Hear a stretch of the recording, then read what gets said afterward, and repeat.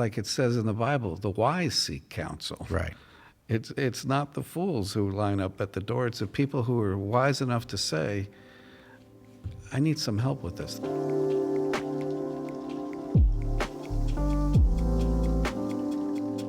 Couple of questions. So you move beyond the first simple truth about emotions, and then we move into the other truths. What's truth number 2, or have we already touched it? We did touch on that, but number 2 is about compulsive behaviors as well. We talked about the 3 ways that you can change your emotions, but in chapter 2, we help people understand what a compulsive behavior is and why they get stuck in these patterns. You know, a compulsive behavior is one you're driven to do, and you feel like you've lost control over it. And you know that there are negative consequences, and yet you keep choosing that behavior over and over again. And that could be anything you do compulsively, which could be checking your cell phone 2,000 times a day. It could be smoking cigarettes. It could be doing an illegal drug. But it also could be working too much. It could be exercising too much. It could be something that's healthy and then turned into something unhealthy. It could be worry. For so many people, worry is their compulsive behavior because worry affords us the illusion of control. It's pseudo-control.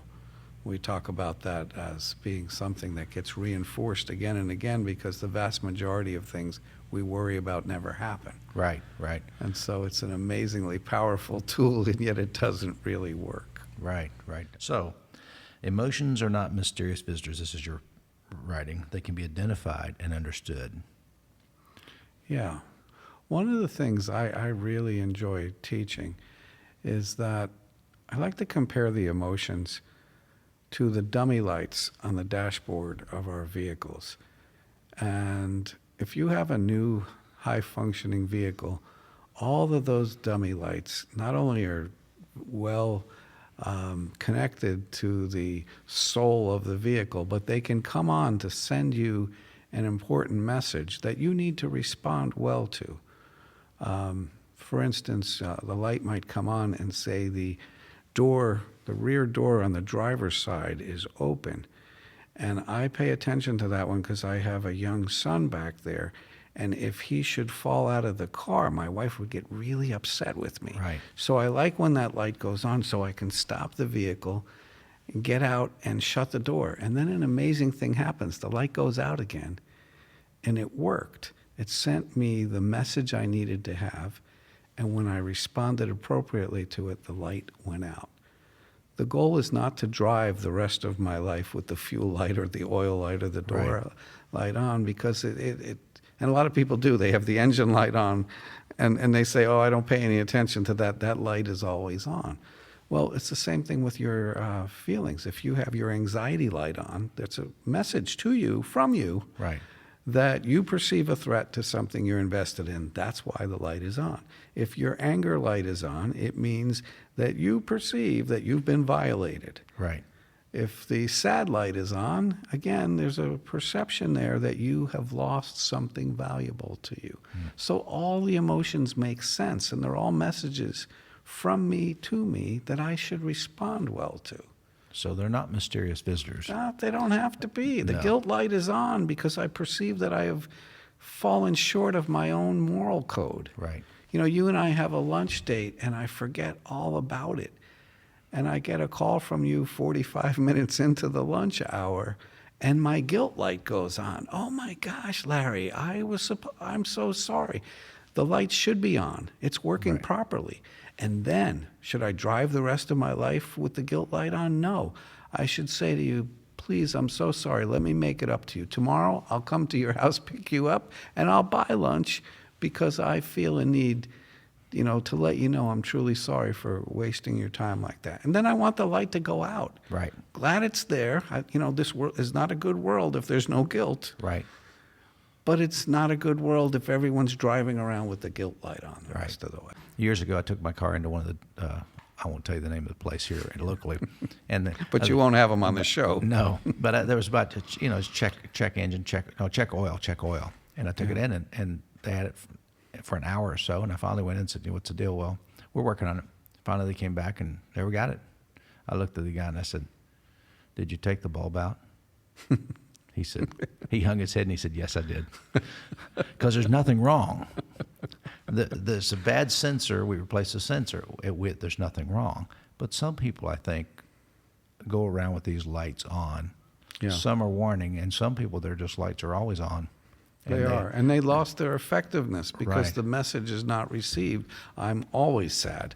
I'm always anxious. I live in anxiety. And then it's not useful anymore. Right. That's a great way to describe, I think, emotions that need to be turned off or things, or the lights off that have been on too long. So, truth two, you can change your compulsive behaviors if you change your thoughts and address your feelings. So we talked about that already. Yeah. But you can change those things. You really can. And the rehab world is all about helping people who have compulsive behaviors. And, people can learn to stop doing those things over and over again, but they have to learn to do some things differently. And lots of times they have to learn why I started this and what was going on at the time and deal with that. For instance, a lot of compulsive behavior begins after traumas.